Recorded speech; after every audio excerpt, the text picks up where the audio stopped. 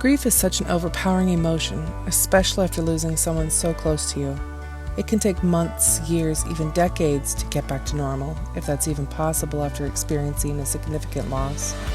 This podcast was created to help you move through and release the emotions, allowing you to heal the hurt and begin living again.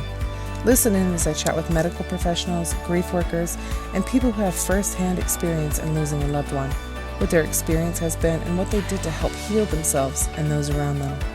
Life isn't always sunshine and rainbows, but I believe there is always a silver lining if you're willing to look. Welcome to the Release Podcast.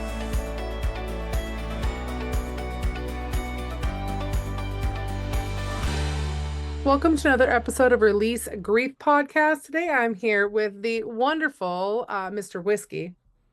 As I know him, I don't even know his first name. So I met him on a cruise that I'd went on earlier this fall. And I gotta say, he looks like he's 12, but apparently he's been in the military a time or a day or two. So welcome to the podcast. This podcast is all about grief. And I know that if you're in the military, I know you got a little bit of grief to talk about, just because you don't get out of there unscathed. So welcome. Thank you for having me. Yeah, like you said, we met on the podcasters cruise, and you and I were talking about suicide and death and family drama, unfortunately, revolving around all of that. And as soon as I got off the cruise, I actually got a message from one of my close friends that her cousin had committed suicide. And Oh, she had just been on the show, on my show, doing suicide prevention episode. So it was like, wow, I was just talking to you about how it's so common nowadays, how it's almost contagious in a way that where one happens, people seem to take it. And that's an issue in the military where if change isn't enacted until a certain amount of people take their own lives, it sets this trend for, all right, we need a couple people to die for change to happen. And it actually, I've heard people saying, all right, who's going to take one for the team? And it's such a, I mean, I can't even imagine that kind of mentality, but it's happening. So yeah, like you said, it's more prominent than people would think. So I yeah, I would think so. We've had a few suicides around us and near us, with close family members, and it doesn't. I don't know. Like, what are your thoughts on actual prevention of suicide? Like, do you think it can be prevented, or do you think it's you know, it's almost like a contagious disease? the only person who can truly stop someone from taking their own lives is the person taking their own life, right? Otherwise, you could lock them up and all of that, but that's no way to live, right? I mean, that's just a Right. temporary solution. I think what's important is surrounding people with resources and Mhm. the proper support so that they can ultimately make the right decision on their own terms. And it's such a difficult subject. The woman who was just on my show, whose cousin just passed away. We were talking about how there's anger, there's guilt. There's this guilt of what if I had done this, what if I had done that. I mean, it creates such a ripple effect of so many emotions. And I used to host another podcast that's no longer in existence, and my co-host, when his best friend committed suicide, I mean, he was so close to skipping the funeral because he was just so mad at him. So Right. it's such a difficult subject, and I've every time I get a phone call from one of my sailors who are still in the service, it's nerve wracking. I mean, I got a phone call not too long ago with a guy saying, I'm standing on the ship's edge looking at the water. It's like, so I'm always so Mm. anxious to answer the phone because I've heard so many stories of I didn't answer the phone, and vice Yeah. versa. I've heard so many stories of I decided to reach out and call someone, and it was the phone call they needed. There's actually a country song about a guy who prevents a suicide by he just calls in, says, "Hey, come hang out with me," and the guy was going to take his life. And we've had stories on my show of how a single conversation, can really change someone's trajectory. So it's prevention. It almost has a negative connotation to it, and Mm. you're forcing someone to not do something. I think it has to be done with love and support and just making them want to make that right choice. Yeah, I agree with that. I know for us, when we lost our friend, it was a military friend as well. My husband had deployed with him, or I'm sorry, didn't deploy with him. He was in the same unit with him, and they knew each other. And my husband had deployed in 2010, and this gentleman had been out of the military. He's like 10 years older than my husband. But that was the first phone call I made to my husband when he was in theater, was of this friend of ours that had taken his life. That was one of the hardest phone calls I've ever done. It's like, okay, well, then how is the mindset of my husband now that he's overseas in war? Like, I can't be there to help him. I can't see these signs. I just have to hope and pray that the training that he has, um, and the mindset that he has going in is stronger than the will to not, if that makes sense. Right. You talk about the difficulty of that phone call, and it reminds me of my captain.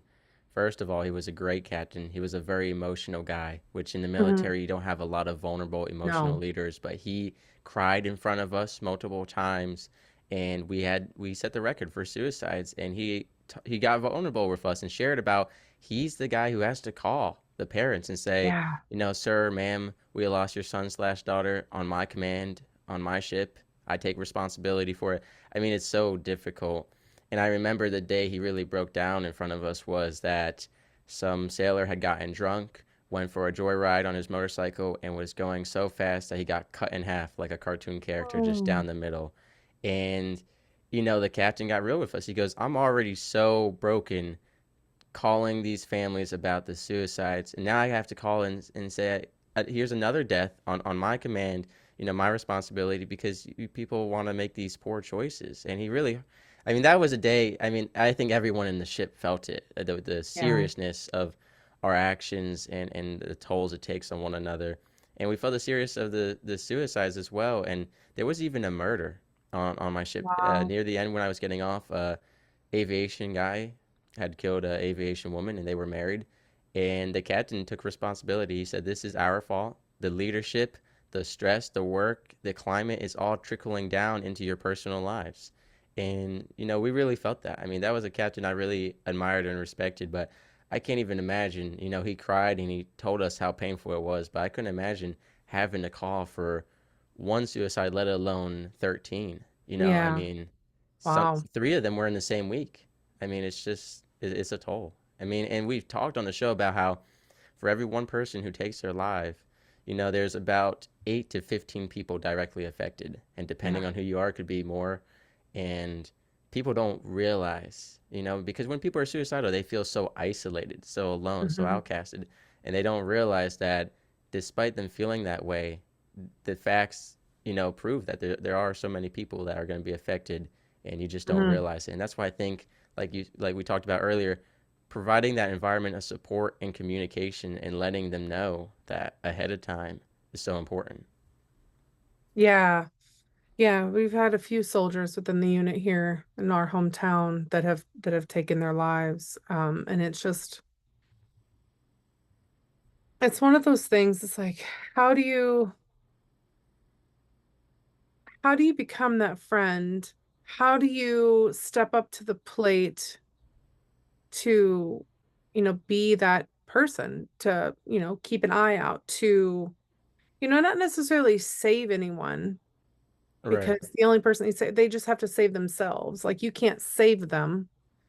But being that voice of, or that shoulder to cry on, or that shoulder to listen, or that, the ear to listen, or whatever. It's difficult because in this day and age, we're also programmed to, like, hurry up, we gotta go, gotta go, gotta go. Yep, how are you doing? Right. Great. That's fantastic. They don't even wait for the response anymore. It's more along the lines of, like, oh, great, you go live your life, I'll live my life. And in 10 years, when the kids get about, 13, we'll meet back up. But in the Yeah. meantime, all this other stuff is going on. Yeah, we actually talked about that exact scenario on my show with Steve Wright when we were talking about workplace leadership and climate. We talked about if you're going to stop in the hallway near the water cooler and ask someone, "Hey, how you're doing?" You have to actually mean it where if they say I'm actually doing pretty bad, I could use someone to talk to, and you're like, oh, I'm too busy or something. You like if you're asking someone how they're doing, you have to be ready for the full response, good or bad. Right. But so many of us just do it as a courtesy, hey, how you doing? And we just want to hear the fake smile or not look further into it. And if we hear, oh, I'm fine or it's all right, and we just take that and brush it off. Where sometimes I'm fine, I'm all right, or it is what it is. You know, we brush that off instead of diving further, saying, "Well, is it really what it is?" In fact, in the military, we would always say, people would say, "How's it going?" And we would say, "It's going." I heard that so many times, and I became a person who also said that. But Hmm. yeah, I agree. And you talk about how do you become that person, and I say just being everyone's friend, and even with people you don't like and people that may be trouble for your life, be their friend but have boundaries. Yeah. I've been the victim of, being everyone's friend with no boundaries, and I've been taken advantage of. But I think it's important to be everyone's friend on some base level, whether coworkers or community, because I was friends with a guy and we would hang out. And when I left the ship, he actually called me and said, I've been suicidal this whole time, and I trust telling you, one, because you're out now, and two, because we spent time together. And this was a person I would have never expected. And I think it's Hmm. important. My one buddy who was suicidal, he had no one at all. Yeah, I mean, no one ever talked to him. No one ever. And I talked to him because what reason do I have not to talk to him? People didn't like him because Right. he looked kind of angry. He was quiet. He never said anything.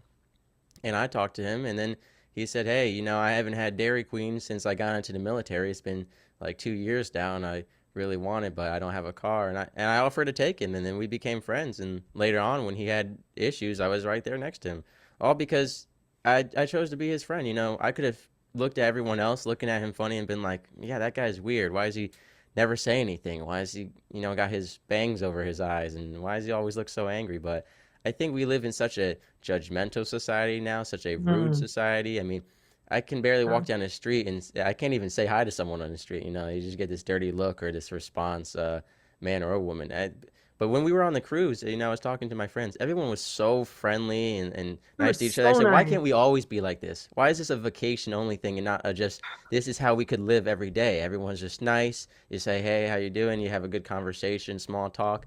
You don't have to be being friendly doesn't mean you have to be everyone's best friend, right? We could just be nice Right. to each other, and it doesn't matter. But society is on the decline. It's a roller coaster for sure. Yes, it is absolutely a roller coaster. And I feel the same way. I always smile at people and say hi as I'm walking past them. I don't know, it's just something that I've done for decades and Right. noticed that lately people are like, Especially up north. No offense to all my Yankees up there. I'm originally from the north, and then I moved down south, and everyone's so much nicer here. I mean, America in really? general is getting a lot less friendly and more dangerous in the streets, but especially up northeast, it's like you don't smile at anyone. It's like you give them the Really? finger. Yeah, it's like people are just so rude. Well, I'll speak for New Jersey. That's where I'm from. So Okay. I'm like you're Minnesota. like, that I explains still everything. smile at everyone. Like I still smile. I'm like, hey, like your attitude's not gonna affect my day. Like I'm still gonna have a good day. But I'm just Right. hoping that, maybe I can lighten yours for just a second, in passing, let you know that everyone's not an asshole. I mean, not everyone. At least there's one person that's not anyway. But Right. I don't know. So I do have a question that popped in. Has the military what is their protocol for suicide? Like, do they have like a good suicide? I don't want to say prevention strategy, but do they have anything like because you're from the Navy, correct? Yes, Do ma'am. they have anything in the Navy that like a protocol that you go through for suicide awareness? For sure. I remember being briefed. So I don't know if it's part of every time you get to a new command, you get a ton of presentations and briefs. They call it Mm, indoc, and I know they also have like monthly things, yearly things. Like once a year, hmm. you need to get training on sexual harassment prevention and awareness. Once a year, you need to get, re-safety qualified. And I do remember sitting in one of the suicide awareness briefs, and they had an acronym. I want to say it was ACT, which was Ask, Care, Treat. That's one of them I've heard, but I know It's I think the Navy. aces. I think the I Navy think has the their own one army as is well. aces or something like that. Yeah, so it's something like that. I definitely remember it was ask, care, treat, Yeah. but it's very difficult to have suicide prevention and awareness in the military. I've talked about it on multiple shows before, which is actually it's the hardest decision you have to make in the military, in my personal opinion.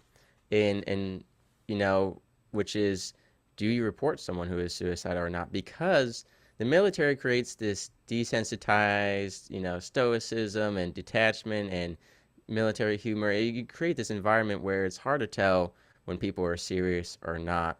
Mm-hmm. And I had an ex fiance who used to say, behind every JK, just kidding, is a bit of truth. Behind every joke is a bit of truth. And I definitely agree with that with the military. But saying, "Oh, I'm going to kill myself," or "I'm not coming into work tomorrow," and actually meaning it are two very different things. But Mm-hmm. it's so hard to tell in the military. And so for me, that was the hardest decision I ever had to make because with the military, there are so many, and I don't like saying consequences because it sounds really negative, but the actions that follow a report can really change someone's life. I mean, if you report a suicidal sailor or soldier, it could completely change everything. We've talked before on my show about whether that's security clearance being revoked, having your job changed, getting separated. I mean, those are major things that civilian side, you don't really see that, right? Maybe something will change at your job, right? But this is an entire change of lifestyle. The military, as much as people want to say, just treat it like a job, it's a lifestyle. You live with the people you work with. You are in the uniform on base and off base, almost 24/7. You spend most time there because you're standing watch overnight or on holidays, on weekends, right? So it's a lifestyle. And if you get separated, that's one of the biggest transitions in life is if you're a military member going civilian side. There are tons of podcasts and episodes, my show included, that cover the mental health effects of transitioning out, whether that's loss of identity, career change, suicidal ideation, disconnection from family, from just civilians. The fact that I still call them civilians. We've joked before on the show. I call them civilians like they're third-rate citizens. Right? But so it's a difficult decision. I've made it sometimes where I have reported shipmates who ended up getting removed from the military, and it still eats away at me. Sometimes I'm like, did I make their life worse or better? And if I made it worse, how is that gonna affect their suicidal ideation? And so it's the military, while it has the briefs and while it says make sure you're checking on everyone and here's the medical resources you have, just because of the nature of what will happen if you and it's the same civilian side. People are afraid to Yeah. report someone or be reported because they don't want to get locked up. The idea of being locked up in a psych ward is already scary. Imagine a military psych ward, right? You're like, that's got to be prison times 10. So it's difficult for people to want to get help. But, it's, and I feel bad for the military in a sense that they either have to treat, it's either everyone is suicidal or no one is. Because you have people who mental health issues are purely integrity based. We talked on a show about like there's no machine that can scan you and say this person is or isn't suicidal or depressed Mm-hmm. or anxious, right? There are some physical symptoms that might indicate one way or another. But ultimately, if someone says they're suicidal, it's either you believe them or not. In the military, Sure. suicidal people are considered a risk to the mission, to themselves, to the other people they're serving with. And so, unfortunately, it's hard for the military to have a system that properly takes care of everyone because at the same time, they have to try and filter out all these people who are frauds, malingerers is what we call them as well. And the difficulty with it too is there's just the military needs a third party resource, which we talked recently on my show about the military fleet in they call it the MFLAC. It's like a civilian who isn't necessarily a therapist or a counselor, but is there as a resource for you. And because what the military often does is they assign corpsmen, their Navy medics or Army medics or whoever it is, to be a mental health counselor or person, but they've already got 100 other roles, standing watch, doing all the surgeries and the blood work and paperwork and all that. So I think what I really like to see is a third party resource that is better. Same with the VA. But I know in my area where I was stationed, because there was 7 military bases, I mean, if you were trying to get a mental health appointment, civilian side even, it was booked out for months in advance.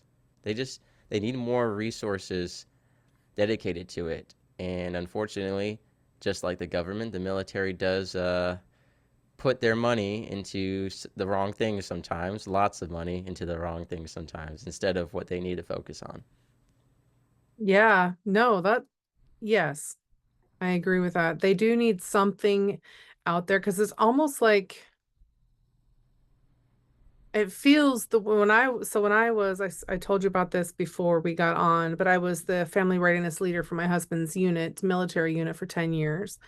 And so I was the liaison loosely because there's a military soldier and then myself, and we would work together. But I was like the bridge between the family readiness group and the military. And so it was a complete volunteer position, but we were able to, I don't know, provide different things for the families. And we had to have like so much training a year that you talked about. We had to have, all kinds of stuff. Do you think that the military almost creates the environment for the suicide? Like with the orders, with the Mm. no emotions, with the just going down the whole list, and doesn't let them have a voice. Not necessarily doesn't let them have a voice, but restricts the voice because if they say anything, then there's a backlash. Right. So let's start with the disclaimer that I don't think it's intentional, right? I don't think the military is intentionally creating this environment, but I think because of the nature of it, and then also just the people as well get so ingrained into the military that they have to be this type of person. We talked before on my Mm, show with Scott mhm, DeLuzio about there is so much for a military member to do in their free time, but it just is like this whirlpool that sucks you into, we're gonna drink or we're gonna have sex or we're gonna sleep or we're gonna work, and that's it. But we talked about for military members and veterans, there's free fishing, kayaking, beekeeping. There's like hundreds of free resources that you could spend. You could have quality of life, right? But people just get sucked into this kind of depressive state, and they feed off of each other. They people, mhm. and I think it's great because you'll every base will have a guy or gal who's like, let's go out and do something, and everyone's always like, no, we just want to drink or complain. It's Yeah. so I think it's also like we need sailors and soldiers and airmen and women who are being examples of like trying to get people out, and then people will feed off of each other's energy. But yeah, I think because and the commands do try to say, hey, if you're not feeling well, tell us. We're not gonna take away your clearance, or we're gonna work with you. And it depends on your chain of command. We've spoken before how your chain of command can either break or make your military experience, because you Mm. could be in the best spot in the world with the worst leadership ever and you won't stay in. And you could be in the worst spot in the world with the best leadership and you might re-enlist 2, 3 times. So what I've seen is if a chain of command really cares about you and you're doing unwell, whether it's depression, anxiety, burnout, suicidal ideation, they'll give you. I've seen chains of command actually say, we don't want you back at work for the next week or two until you figure this out. And you're going to have these appointments and you're going to go to them. And I think it really depends. And I think we need more chains of commands that are, kind of open and accepting and reassuring that you don't have to lose everything, right? Because people are so quick to say, oh, you're feeling suicidal. You can't do this. You can't do that. You can't do that. Just as like, and then it's a permanent change rather than a, hey, until you get help, we're going to restrict you on XYZ. But again, they can only control that fear so much because if you're in the military, same thing with even if you're a civilian, as much as I just spoke about how a third party resource would be great, anything that is even remotely connected to the military or showing up on military grounds, military members just distrust. You could be the most civilian looking person in the world and they're going to say, you're working for Big Navy, you know? Yeah. So it's really hard to create that trust.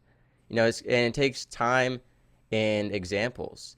So as we have more chains of command and more push for mental health resources, and we see better implementations of it, it's going to create a new sense of trust that is then going to be passed down to the people afterward. Because just like any community or job, the military is a vicious cycle of everyone who's in spewing all their negativity onto the new waves, and then to the next one and to the next one.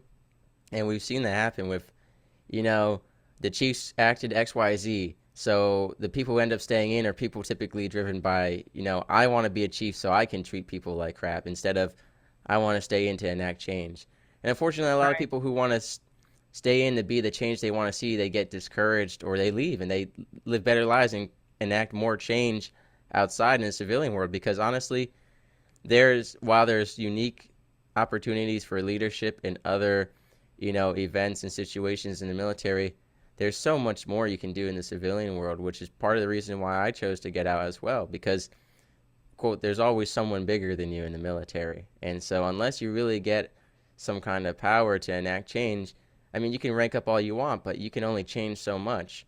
But if you're civilian side and you get into politics, you have a lot more control over, hey, we're making a third party resource for the VA, for the Navy, for the Army, or we want to see this change. So I think what ends up happening is you just have a lot of negative people stay in and a lot of positive people get out. And so it's hard to keep that positive environment within the military because it's just set up where it filters them all out. Yeah. Do you think if they had a better focus for like the soldiers that are in, or how do I put this? So like when we have children, I have children. I have a lot of children. Um, when you have children, you like focus them, like if they're throwing a temper tantrum or they're, like the angry teenagers or whatever, and you refocus them and put them on a specific task that is important. Do you think that maybe refocusing and creating tasks that are obviously beneficial for the unit, for the military and whatnot, but putting people on specific tasks without like overtasking them, if that makes sense? I understand what you're trying to say, I'm like, I but don't think this is coming no, out I well. understand exactly what you're saying, but let me give you my point of view. I'm a Sure. Marine who hates the Marines, and now you're telling me to focus my hatred for the Marines on doing a task for the Marines. I'm just gonna be even angrier. Oh, that's I get what you're true. trying to say. The redirect would work, but the issue is my anger and hatred comes from the thing you're trying to redirect me toward.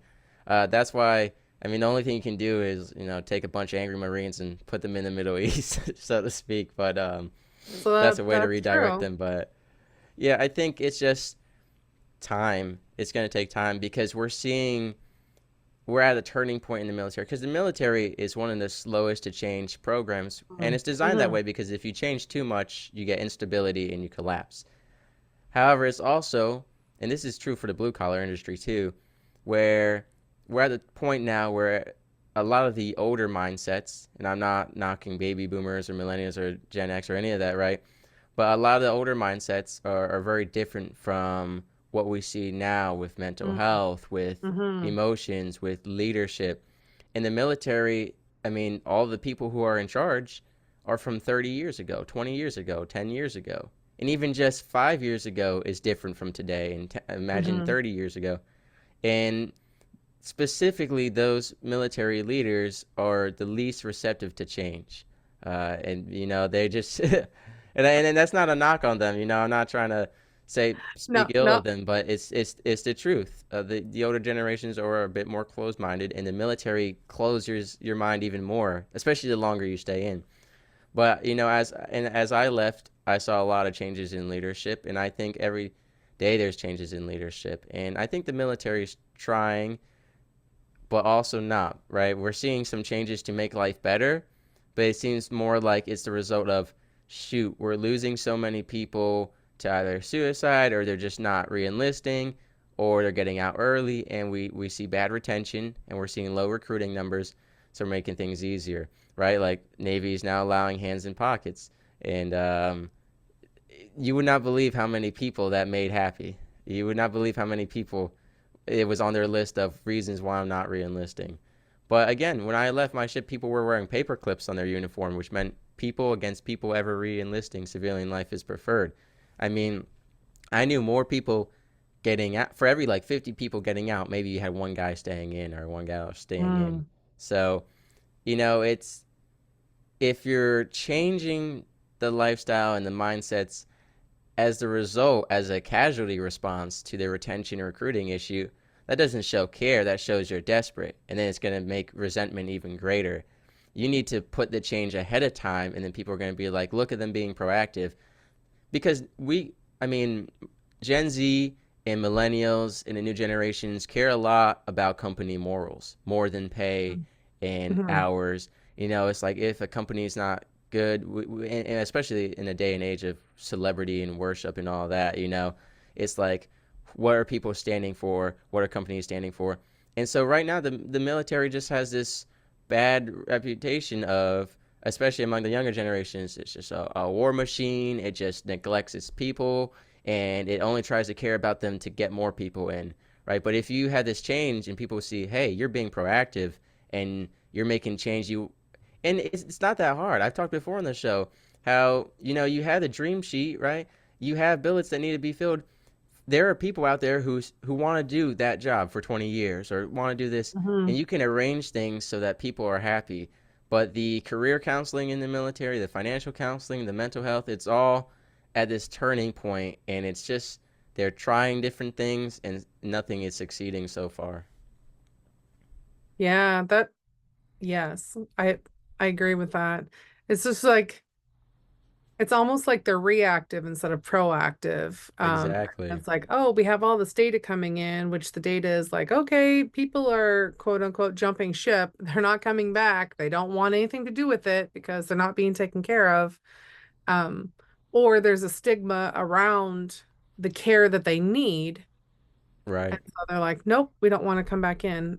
Also, the families play a big part in that as well, as to whether, because you get some young buck that goes and signs up at 18 years old while he's in there for what, 2 or 4 years, depends upon how long he signs in. Yeah. 6 years, he finds the woman of his dreams, has a couple babies, and she's like, no, I don't want to do this. I don't want you in the military anymore. And he gets out, or she gets Right. out, one or the other. Yeah.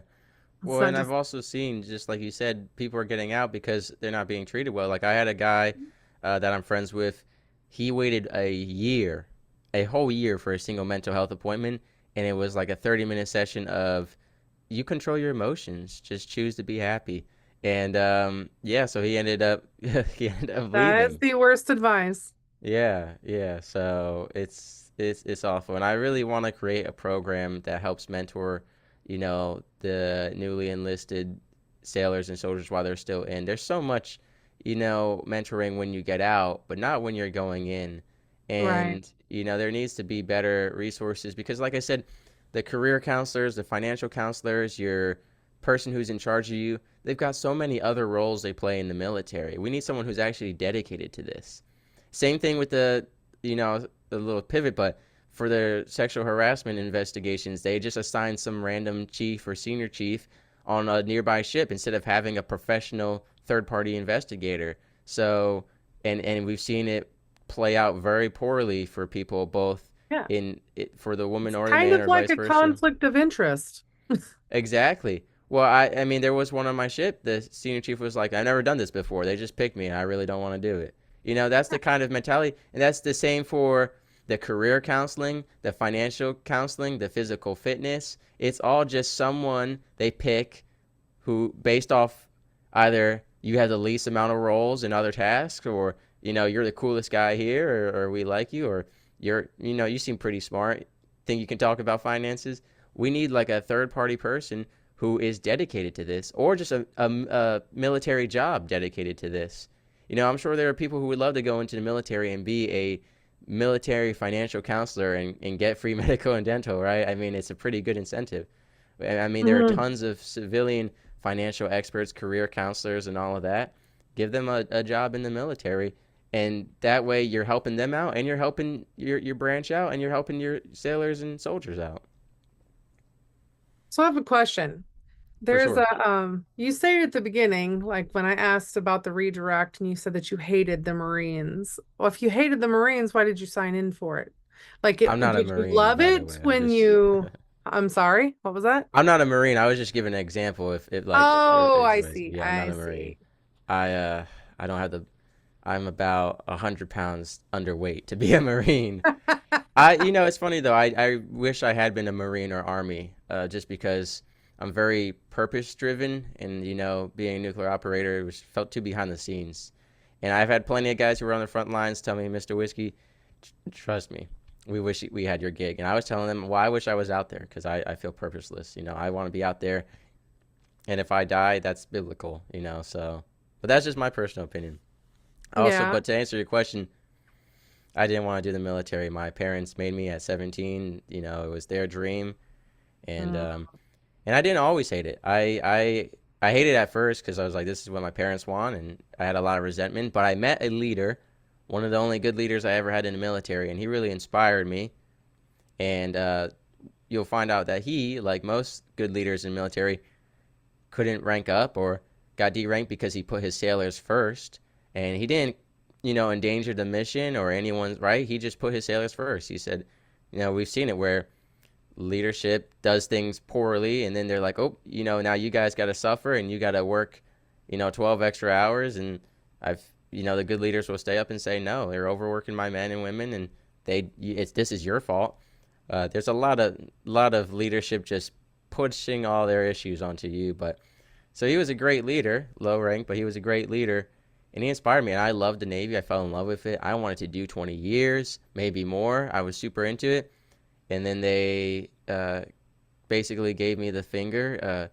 I was supposed to get promoted. I had tons of letters of recommendations. I had done everything I needed to. Everyone told me that it was pretty much guaranteed for me, and it was going to be a rank up, 2 year short tour, 80 grand bonus. They said I had the personality for it, XYZ. There was a tons of stuff happening behind the scenes, and then they gave it away, quote, for diversity reasons, to someone who was Filipino because they didn't have enough Asian instructors there. And so after that, I hated the Navy again. And then there was stuff that happened on my ship that made me hate it even more, from the treatment of others to myself, other decisions, on how the Navy did things and how they really neglected us. And I get phone calls pretty much once a week from sailors on various ships telling me about how they're getting screwed over. And so it just builds even more resentment, and it could be easily avoided or changed. But, I don't have that kind of power. I hope one day I can have that power because I hate seeing people suffer for this. These are the military does collect a lot of bad people nowadays. That's who they can get to join. But there's hmm also a lot of good-hearted American men and women who are trying to do something righteous and noble, hmm and they're getting the short end of the stick for it. And I don't want to see that happen. I want them to prosper because they're the reasons that we can even be here. So Absolutely.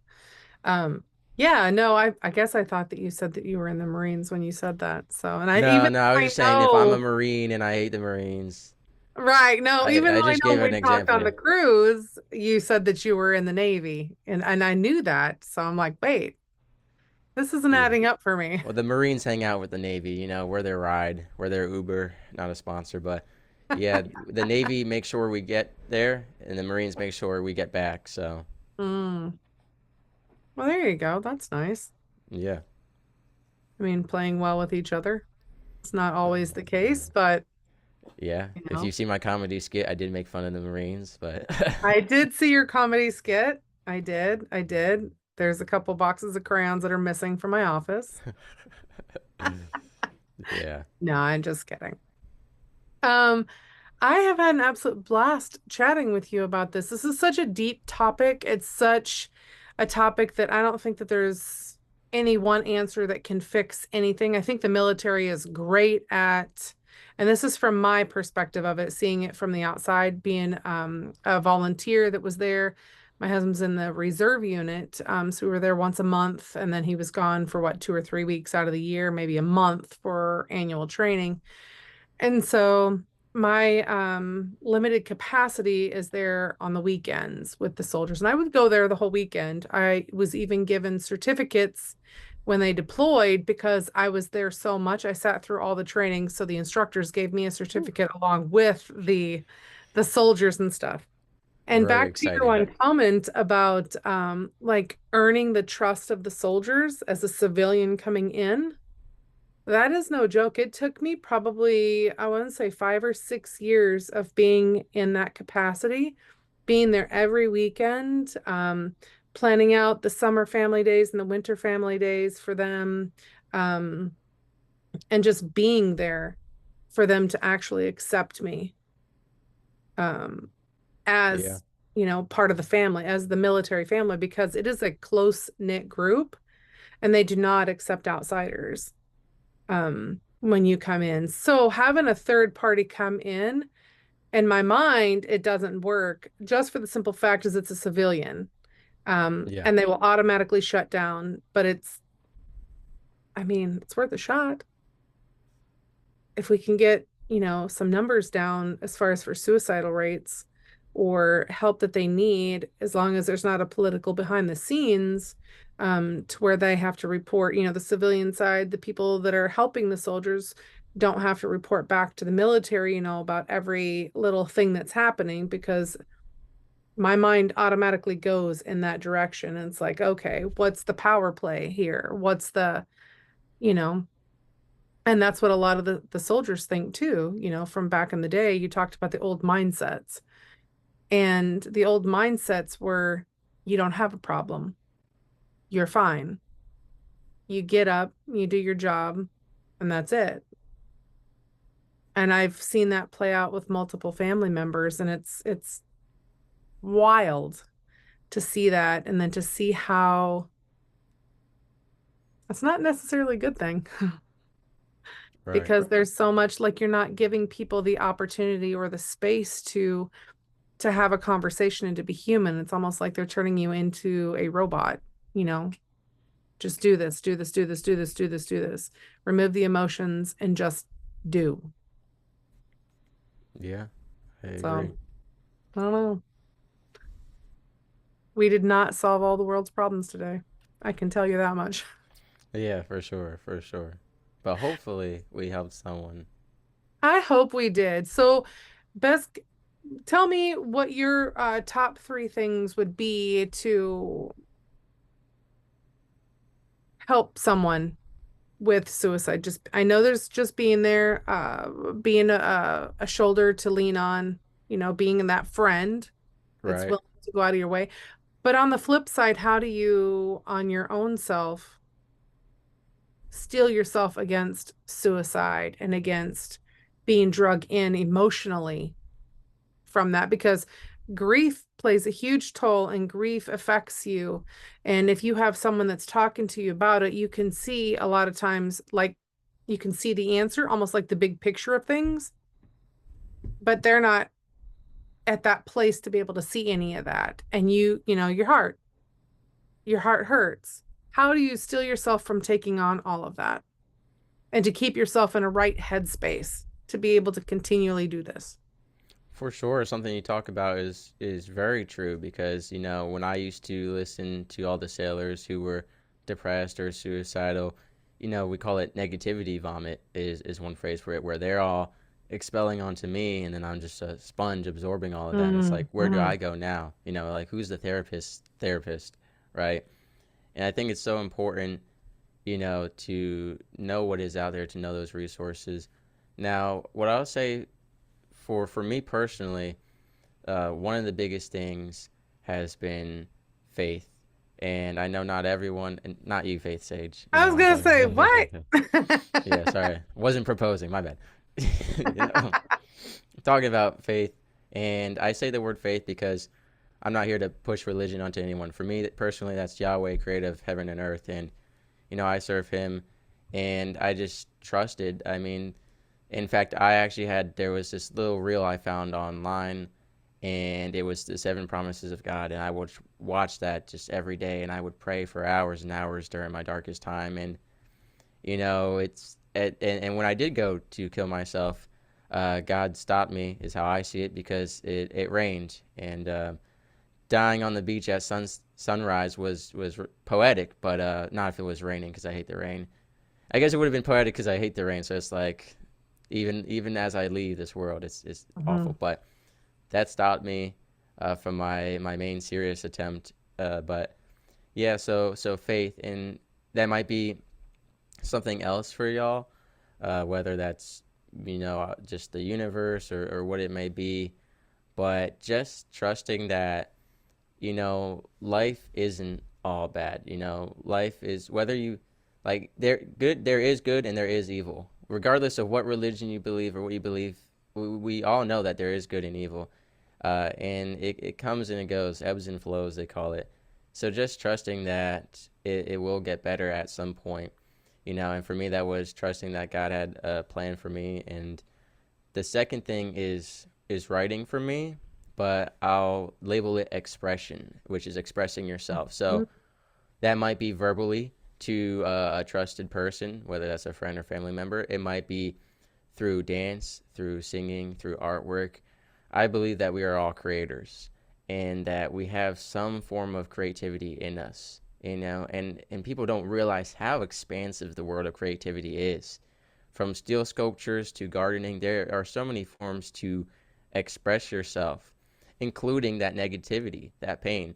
So for me, it's poetry. I'm a poet. I write a lot of poetry. I've published 2 collections of poetry already, and that's how I regulate my emotions. But I highly encourage everyone to express themselves. And I've had a couple episodes about the power of how it sounds crazy, it seems crazy, but when you put your thoughts onto paper or a keyboard in this technology age, it really does feel like it's actually leaving you. Like it is very powerful. And if you've never tried it, I highly encourage it.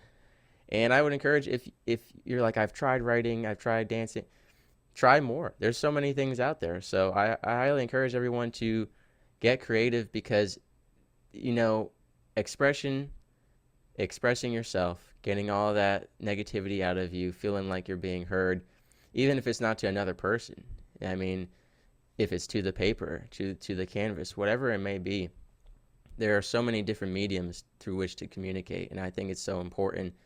And then creating that into a hobby that becomes a good habit of like cleansing yourself, just like you shower every day or wash your face every day, or hopefully you brush your teeth every day at least once, ladies and gentlemen, at least once, please. you know it's like we gotta emotionally clean ourselves at least once a week, preferably daily if you can. And maybe each day it's something different. But I think that's so important because not everyone wants to talk to someone else. Not all of us are people, you know, people. Oriented. We're not all high social battery people. We're not all Right. podcasters or cruise goers, and we're not all, you know. So if you're not a person who likes being with other people, then there's a way to speak to others without speaking to others. So I think that's so important. And then, yeah, so that's two, faith and belief in life, getting it out. And then, I don't know, for me, it's just been podcasting has been really therapeutic and listening to other people's stories. And that's another way, again, to be with people without being with people. So podcasting, listening to podcasts, and I'll caution you with movies and television and video Mm. games, that you can get drawn into it in very negative ways. I think it's important to have a balance. And for me personally, I like hosting mental health shows, but I actually listen just to comedy because for me it's an Yeah. escape. And if you're not into listening or watching, then reading. I think it's good to have that, because we don't all have a safe space here in the real world, unfortunately. Some of us Mhm. just live in a home or a climate where we can't get that. But I think that's so cool about the power of the human mind and imagination, books and podcasts. I listen to a podcast where I feel like I'm at the beach hanging with 2 dudes I've never met before, and we always just joke around and laugh. Or for some of us, it's reading. And again, that's why I like writing because that's how I can get into my safe space and write and live out different lives. So I think balancing your life with hobbies that allow you to express your negativity and even just fitness. I know for some people, like they need to just like you said, redirect that energy into a physical task. And I think that's what it really comes down to. Not a physical task for the people you hate or what's making you angry, but for Right. something for yourself or for others to enjoy. And I think they say the best way to learn something is to teach it to others. And I think by listening to other people's issues, while you can absorb some of it and get dragged into it, you'll be giving them this awesome sage advice that you never, not faith sage, this sage wisdom and advice that, you know, you're like, wait a minute, what am I telling them that for? I need to be doing that, like Right. because I've discovered things through podcasting, through sitting down with suicidal sailors and telling them advice, or especially relationship advice. I'm like, you know what? I didn't realize that my life was that bad or in that spot, and I need to take my own advice. So I think communicating is how I'll label it all as one word. Communicating with something greater than yourself, communicating to others through whatever medium, and then listening and taking in advice from others and yourself and weighing it all. I know that was a really long winded answer. You caught me off guard there. So, That's okay. It was perfectly as it needed to be. It's I love the expression part of it because I have when I wrote my first book, it was, and I've told this on this podcast many, many times.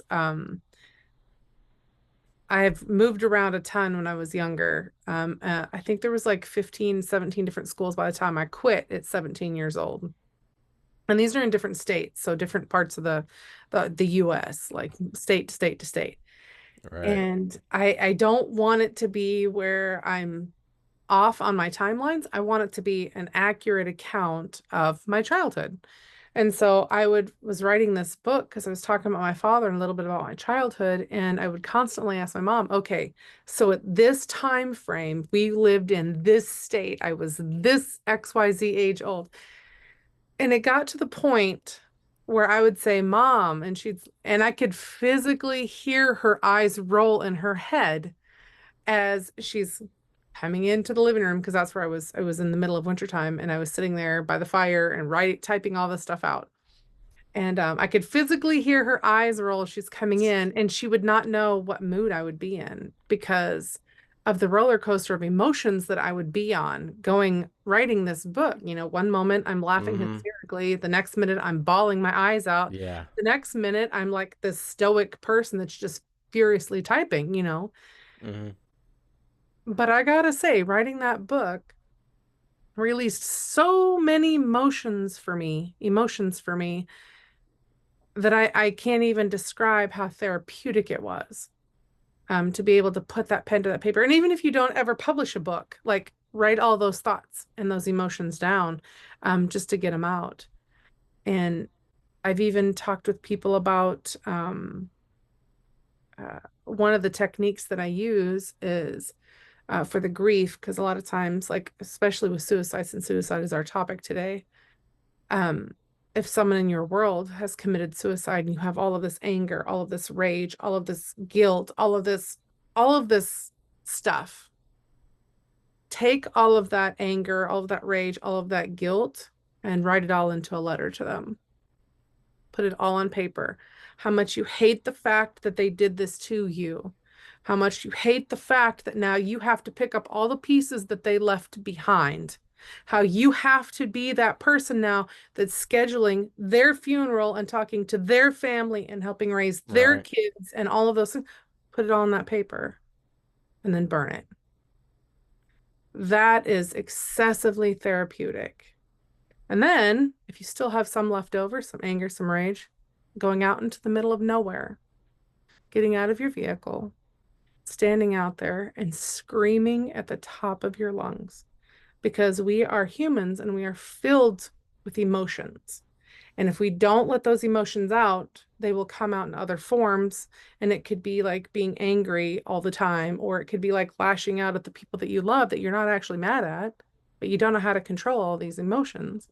So I loved that you brought up like emotional expression because that yeah. is huge. It's huge. And just invite people to go with you if nothing else. No, I agree. Yeah. Write it all down and then release it, in Yeah, all caps. release it. You just burn it, you rip it all up and turn it to shreds, you whatever. You just do it. And that has been excessively therapeutic as well.